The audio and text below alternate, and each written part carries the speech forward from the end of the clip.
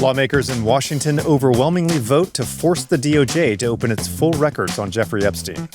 Without objection, so ordered. The Senate has now passed the Epstein bill.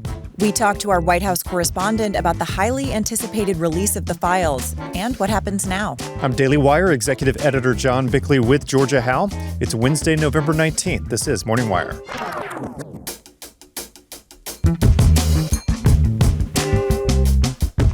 Markets tumbled this week after major investors signaled concerns about the AI rally.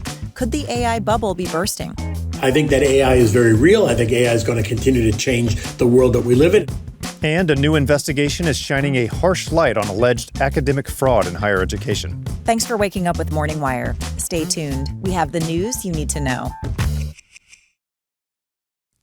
With the holidays coming up, all those dinners, those moments around the table with family, I want to make sure that every meal is special. That's why I use Good Ranchers. All their meat is 100% American, raised on local farms, and delivered right to my door.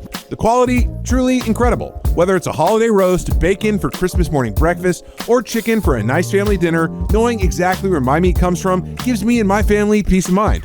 And honestly, people notice the difference. The flavors are truly just better. It's the kind of quality your family deserves, and honestly, the kind that they'll be talking about long after the holidays are over. For the last few years, we've gotten our holiday ham from Good Ranchers. In all honesty, it kind of beats the crap out of the ones you get from the grocery store. So here's the deal. All new subscribers to any Good Ranchers box using code WIRE will get an additional $100 off your first 3 orders, $40 off your first, $30 off your second, $30 off your third, and free meat for life when you subscribe. So hit up GoodRanchers.com this holiday season. And again, use code WIRE. GoodRanchers.com. Let's get back to the table. Congress overwhelmingly voted to release all Justice Department files tied to Jeffrey Epstein, and with President Trump's support. Joining us now in studio to break down what this vote actually means is Daily Wire White House correspondent Mary Margaret Olahan. It's great to have you in person. Welcome to the show. Thanks so much for having me. It's great to be here. Let's start with what this vote actually means. What was just passed? Yes, so this is a massive deal. We've been waiting for this for weeks, if not months, if not the entire Trump administration. It's called the Epstein Files Transparency Act, and it's sponsored by Thomas Massie and Ro Khanna, and it effectively calls for the release of all of these files. It's specifically on calling for the Justice Department to release materials that relate to Ghislaine Maxwell, Epstein's cohort and lover, and so all of this will supposedly release details that Americans have been waiting for a long time. Now, you said supposedly there is some concern that this won't be all of the information. Is it possible that the DOJ will actually continue to withhold some information on Epstein? Absolutely. There's totally a chance that the DOJ could retain some names, redact some names, keep certain files from us that they feel like the public shouldn't see. This is something that we've seen in the past already, and we even saw Democrats recently release files redacting the name of Virginia Giuffre, who's one of Epstein's victims. And we already knew her name, and this was something that they chose to redact anyway. So there's a lot of different discussions of how these documents will be seen and what details we will or won't have. But in the meantime, it's a huge step in a different direction after what we've been hearing for a long time. Right. And as Trump has pointed out, tens of thousands of pages of documents have already been released. I wanted to get to the Trump side of this next. You've been in the White House reporting on the ground there this whole year. You've seen the pressure building. You've seen the sort of tone shift from the White House. What exactly has that been like? What's been the change? It's been very interesting to see, for example, Caroline Leavitt from the White House podium, very restrained, very careful, telling the public that Democrats are pushing for the release of these files in order to weaponize them against Trump. Their messaging has been this whole time that Trump hated Epstein, that he kicked him out of his Mar-a-Lago club, that he no longer was friends with him because he was a creep. Their messaging has also been that Democrats want to weaponize these files and that if there was anything against Trump in them, it would have been used under the Biden DOJ, which is a very valid point accepted on both sides of the aisle. Now the pivot has been more that Trump is realizing that his base wants the files. He's also realizing that House Republicans and Senate Republicans are supportive of releasing the files. And so at this point, he's kind of just throwing his hands up in the air and saying, fine, let's do it. Let's get this over with. And also, he's already seen a bunch of different items released in the files where people have tried to say, this is incriminating to him, this or that is incriminating. And I think what we're seeing is none of it it is actually incriminating the president in wrongdoing. There might be items that are emerging that are distasteful or upsetting to some of us, but at the end of the day, none of it is implicating the president in anything that Democrats would like to implicate him in. So I even have an email right here in front of me. The White House is messaging on where the Democrats' transparency on Epstein is. And there's multiple bullet points here where the White House is saying, why haven't Democrats shown the same transparency and what else are they hiding? And they just go through multiple examples of Democrats who are talking to Epstein, who were taking money from Epstein, and are now not under scrutiny the way they believe they should be. So they're really going full throttle. At the same time that they're slightly pivoting, they're also saying, look at all these Democrats who are implicated with Epstein. Here's information for all you reporters. Now do your job and cover this as well. Thank you so much for joining us in studio and reporting for us. Thanks for having me. Running a small business is anything but small. For business owners, it's all-consuming from day one. Every decision feels massive and new challenges arise daily. What makes the biggest difference, though, is having the right platform with all the tools needed for success, one that grows the business and simplifies the complex decisions that come with entrepreneurship. That's where Shopify comes in. Shopify's point-of-sale system acts as your unified command center, seamlessly connecting in-store and online operations across up to 1,000 locations. This means customers can shop however they want, whether that's endless aisle browsing, buying online and picking up in the store, or traditional shopping, while your staff has everything they need to close the sale every single time. But here's the real advantage. Since acquiring customers costs so much, Shopify POS helps you keep the ones you have through personalized experiences and first-party data that gives your marketing team a real edge.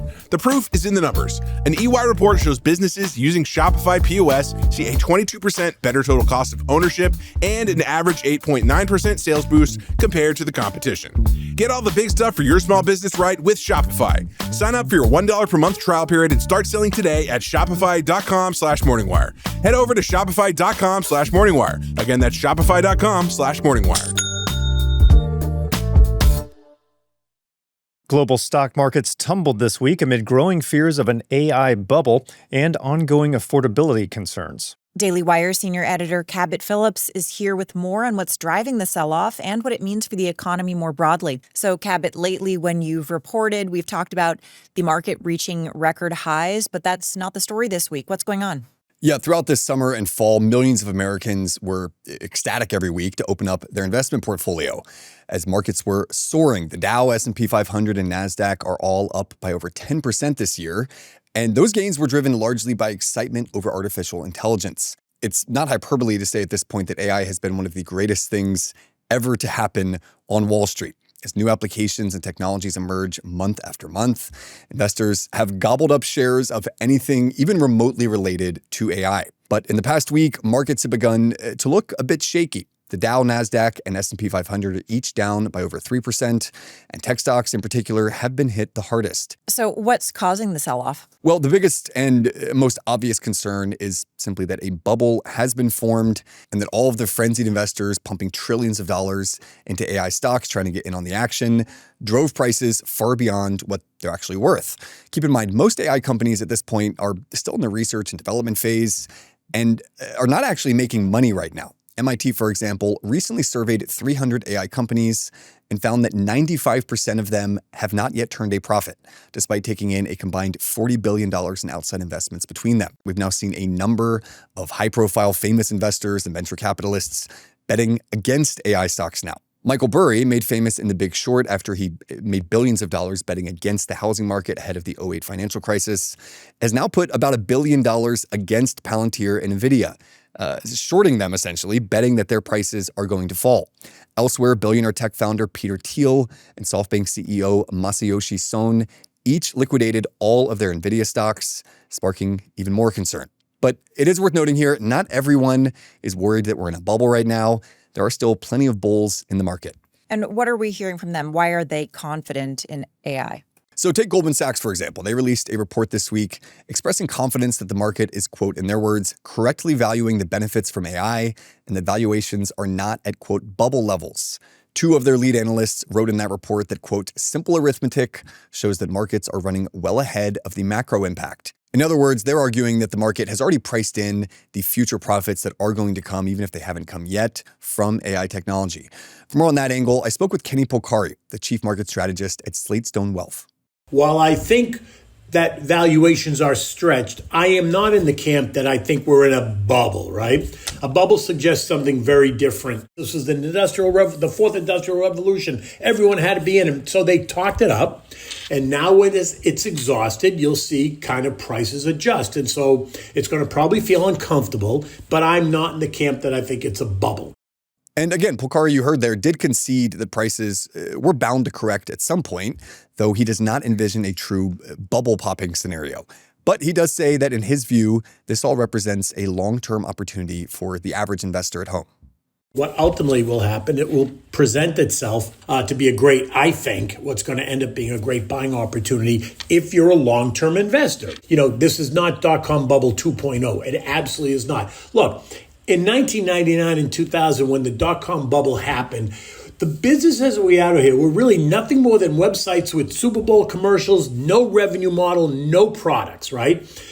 You can't compare companies like NVIDIA and Palantir and Google and Amazon and Microsoft and IBM and AMD, along with all the others that generate real cash. They build real infrastructure. They serve real demand.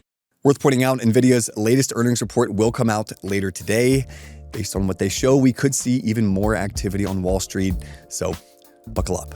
Well, I'm personally just going to hang in and not do anything with my stocks. Cabot, thanks for reporting. Absolutely.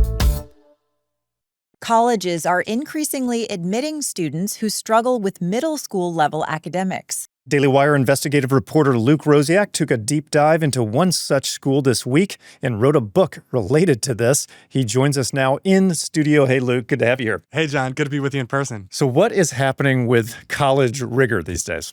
All right, first thing, John, pop quiz. 7 plus 2 equals blank plus 6. 3.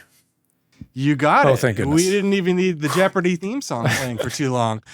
So a quarter of students at the University of California, San Diego, did not know the answer to that. Oh, my goodness. The school put out a report this month on the, quote, steep decline in the academic preparation of its entering first-year students. It said between 2020 and 2025, the number of freshmen whose math placement exam results indicate that they do not meet middle school standards grew nearly 30-fold. And worse, it wasn't because they hadn't taken the courses. They actually did take the courses, and they actually got sometimes good grades in those courses. And of course, if you're not ready for college, you're likely to fail out, be stuck with debt. It seems like it's not in anyone's interest to allow students that are not prepared to go to college. Yeah, it definitely doesn't help anyone, including the students, minority or otherwise. And the dumbing down of colleges have also led to inflation, where now you've got to waste precious years of your life going to grad school to prove you're as smart as what in previous decades would have been established by getting a bachelor's degree. Now, some but not all of this has been driven by racial politics, and I did a story this week on a historically black college and university, or HBCU, that really underscores those concerns. The University of Maryland Eastern Shore admits 90% of students who apply and has only a 17% graduation rate. There's been 4 separate lawsuits filed against it just in the last couple months, alleging, among other things, that the school has almost no standards and actually condones cheating in order to keep its graduation rate from getting any worse. For example, one lecturer, Q Fang, said most students failed her advanced computer science class, which she found something that you'd expect. It's a logical result of basically making college students out of people who barely graduated high school. Now, her department chair, Asad Azimi, she says pressured her to pass them, and then he wound up kind of taking over the class, and every single student passed when he was in charge. So she says in this lawsuit, quote, Azimi encourages cheating and apparently fraudulent practices to maintain a false facade of enrollment to pad his salary and deceive the federal government. Right, because ultimately the federal government is the one funding these student loans. Yeah, I mean, a lot of these students they're taking out loans to go to school. And if you're not really cut out for college, you're not getting a degree where you're going to have a great career, you're going to default on that loan and taxpayers are left holding the bag. So it really goes on and on with the lawsuits alleging really serious misconduct at this one school in Maryland, a public school that's part of the University of Maryland system. So that's just the tip of the iceberg, too, with this particular HBCU. 4 separate lawsuits say that after the faculty discovered serious misconduct at the school, the DEI office was used to retaliate against them with bogus cases.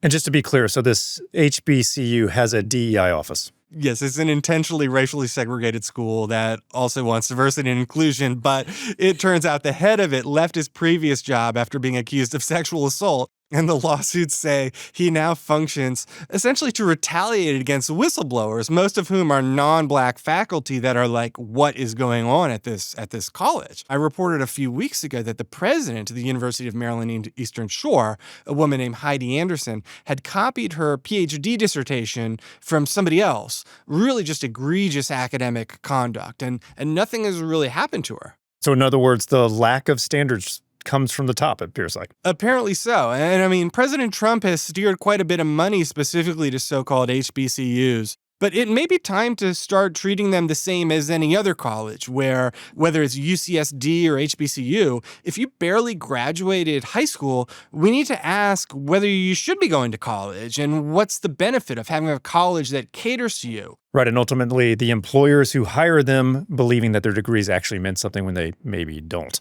Luke, thank you so much for reporting. Great to have you in the studio. Thanks for having me, John. Thanks for waking up with us. And if you're listening to the show, now you can watch for free on Daily Wire Plus. We'll be back later this evening with more news you need to know.